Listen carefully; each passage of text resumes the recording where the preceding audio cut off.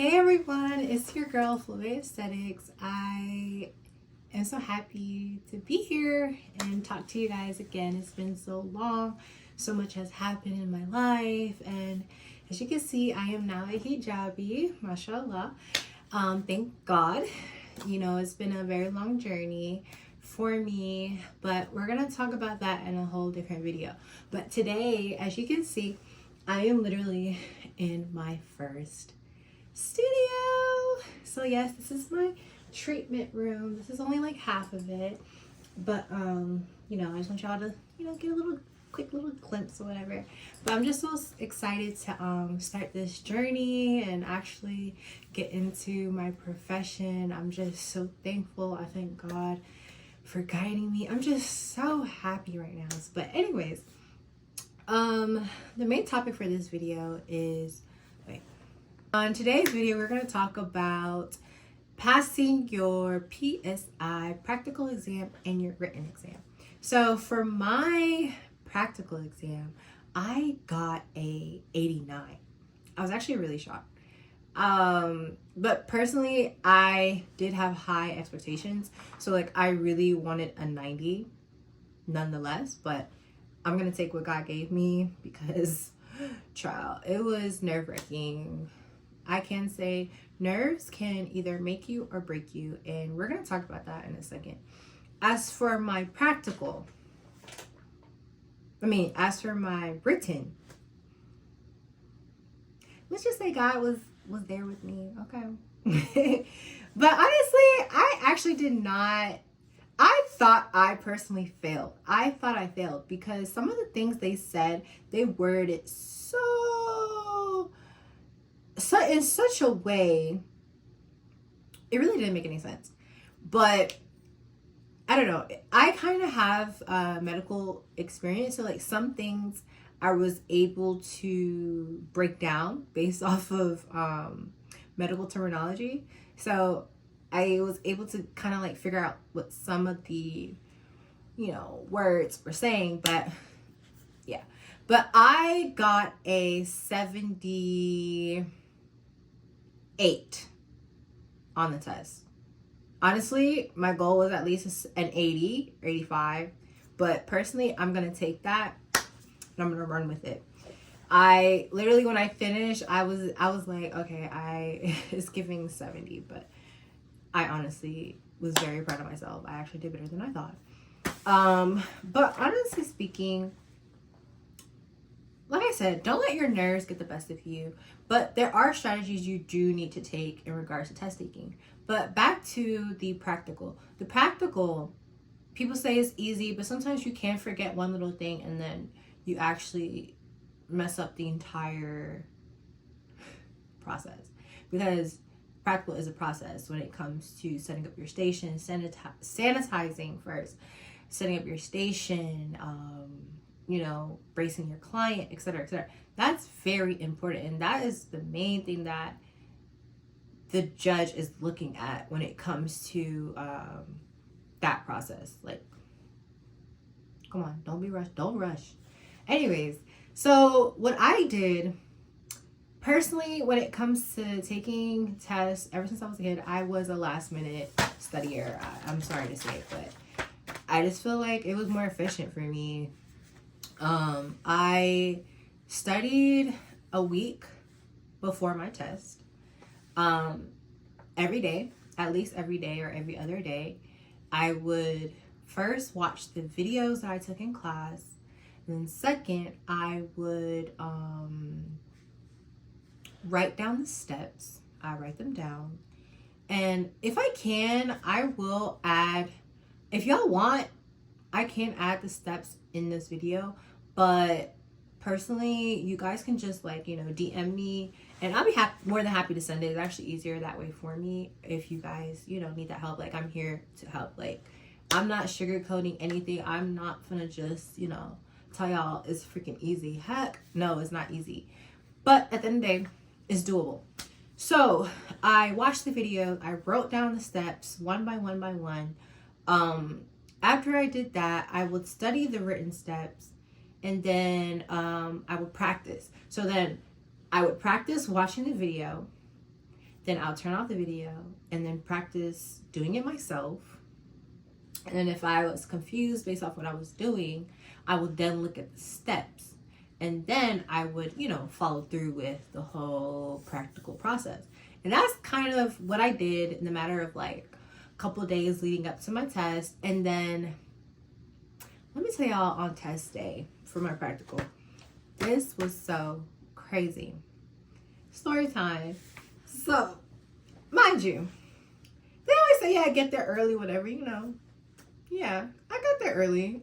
I ain't gonna lie, I have anxiety, so I did get there at least an hour early. But when I tell you it was a blessing in disguise, I got there an hour early, and the facility I was at, they had a whole bunch of things going on. They had construction everywhere. So it was so hard. There was no parking. It was hard to kind of even get in and find the place. And long story short, I didn't even know there was a shuttle. Like, you park, I guess, across the street, and there's a shuttle that's going to take you to the building. I ain't read no directions, y'all. I parked literally some building next to the building. But the thing is, they're so far apart, even though they're next to each other. So I had to literally walk a half a mile. All my life I had to fight. I had to fight my daddy.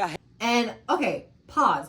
So this is the building and this is the other building. So they have like a little pathway where you can actually walk to the building. But I walked on the pathway and I entered the woods through the pathway. I thought some homeless man was gonna get me because I swear I saw somebody there, but I don't know. Anyways, and next thing you know, I get to the point where I can't enter this next building.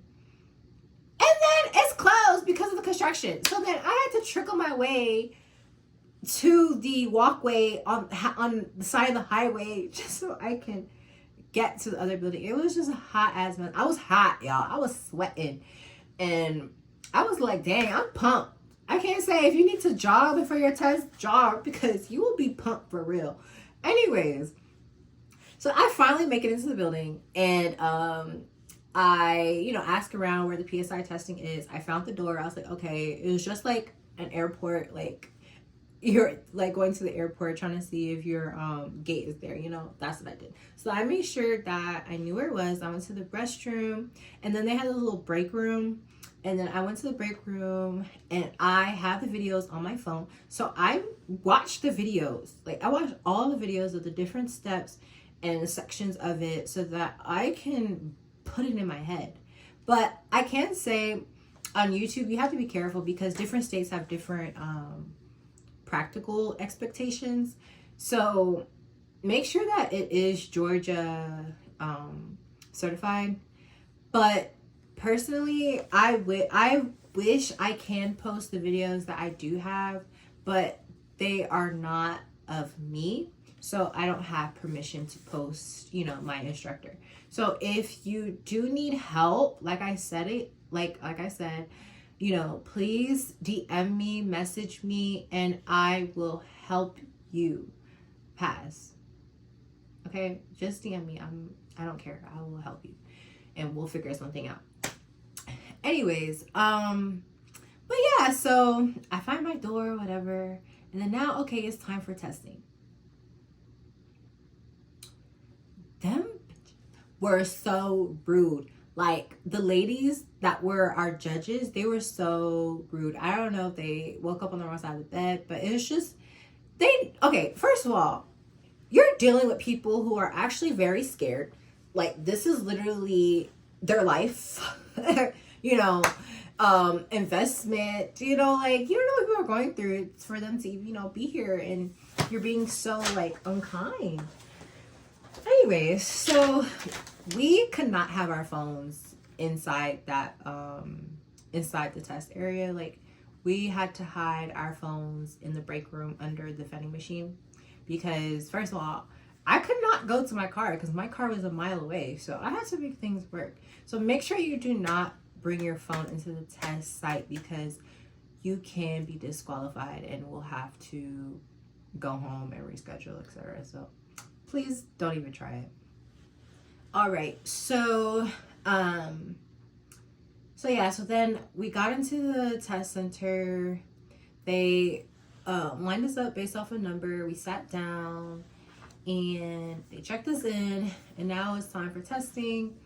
And they make sure that you have the proper the barbicide, cervicide, disinfectant that they'll tell you to take out, and they'll make you take out your mannequin head because they're going to make sure that there's no discrepancies on it, and that it's up to code so that you can use it. So that's really it. And then after that, you begin testing. And literally, I would say print this paper out. So this is the National Aesthetics Practical Examination Candidate Information Administration Instructions for the National Interstate Council of State Boards of Cosmetology.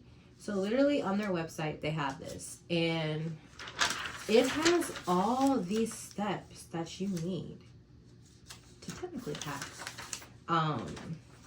It talks about your mannequin requirements and how to label your containers. And it also goes over work area prepping and how many minutes you will have. And also the verbal instructions. For example, you will prepare your client for services. You will perform a basic facial. So like literally it's like, this is basically how the whole practical is going to go on this paper. I will say when it comes to the verbal instructions, if you want to practice, you can record yourself on your iPhone or on whatever recording device so that you can go, off of it as so. Literally, these are all the instructions. But the only thing I can say, there isn't a clear video on how to pack your state board kit properly. That is very important because when I was there, everybody was doing something different. I'm not even gonna lie. Elaine Sterling prepared me for that test. Like, I can't say I was like, snap, snap, snap, snap, zip, zap, zap, like, boom. Like, I can't say that for sure. Because, like, other schools I was looking at, I was like, ooh, child. That's it. Ooh, child. Because I'm not finna talk about no other school, but yeah. Anyways, so like I said, please, DM me, and I will help you get ready for your state board exam. I'll send you what I have. I'll tell you how to pack your kit, etc., so that you'll be prepared. So please, DM me, email me, message me, whatever, to get in contact with me, and I will be more than happy to help you. And then as for your written exam, it's really straightforward. I will say, understand what a wood lamp is. Understand the colors based off of dehydration, sun damaged skin, the colors that will be present in the wood lamp. Please, understand that. Also, understand your different layers of your skin, the different layers of the skin. Besides the epidermis, there's different layers, stratum corneum, the different layers in the dermis, understanding sebaceous glands, excretion, understand that. Understand, I'm just trying to think of like what else is on there. Just understand those medical terminologies when it comes to the skin. I do have a book I want you guys to read. It's a book that I had to read for my Sedesco certification. I'm gonna actually put that in the description box below. Literally get all of them if you can. If not, get one, which is a dermatology book, and that is gonna save your life. Like literally, if I did not read that book, I probably would have been messed up on that test. I'm not even gonna cap, because mine in particular had so much medical terminology in it that I was just like very surprised. But also understand waxing, understand anagen, telogen, catagen, the different phases of hair growth. Understand hirutism. Like, I'm trying to pronounce it. I cannot pronounce it. Like, my tongue just, switches, like, yeah, like so, yeah. But understand excessive hair growth and the words for that.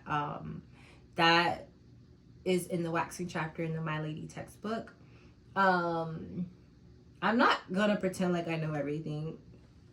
What I look like, I don't know everything. I'm still learning some things, but I am very aware and, educated about a lot of the basics and, some medical things as well. So I'm not gonna say I'm not ignorant, but I don't know everything. At the end of the day, as a skincare provider, you are still learning. So that's what I can say. But also, what's on the test? So it had a lot of information about waxing, medical terminology, makeup. Makeup is very actually straightforward. So that's very straightforward. And also,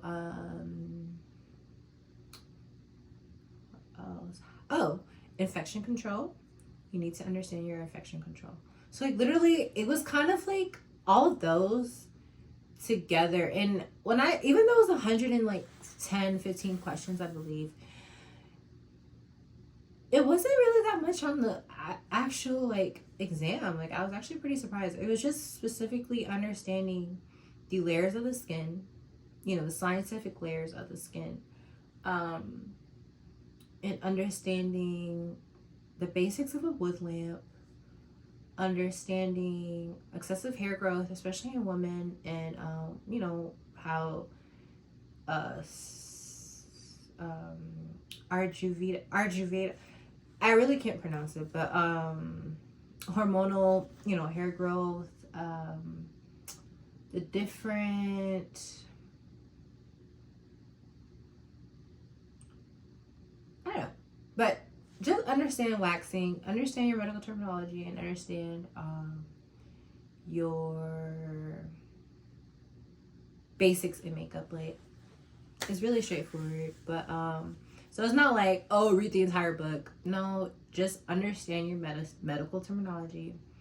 I keep like saying that because it was a lot of that in your infection control and just a few questions about waxing. So yeah, but then they still like get a great grasp on information. I will say maybe the reason why I wasn't so stressed about it is because when I was in school, I did try to understand everything right then and there instead of, having to go back and, stress myself out and try to cram everything. So it was just kind of more of a review the night before my test because I was so busy. Like, I had so much going on in my life. So I didn't have time to, study every day or whatever, but it's just depends on the person. So yeah, I just reviewed a few things the night before. I don't recommend it. I will say please study at least a week in advance, especially for that. And that's probably why, I'm not sure, maybe I probably got a 79, 78, 78 because of that, but I'm just happy I passed. And as for my actual practical, I got a 89 and I, studied a week in advance. So, it could kind of say a lot, in regards to that. But yeah. So if you guys do need help, please, message me. And I'll be happy to send you the information I have in some of the videos I do have as well. But I am going to make it in a way where you cannot share those videos. So it would only be for your eyes only. And if you guys have any more questions or any, anything that you guys do want me to talk about or share, please, comment below. And if you enjoy watching this video, please like and subscribe and stay tuned for more. Bye.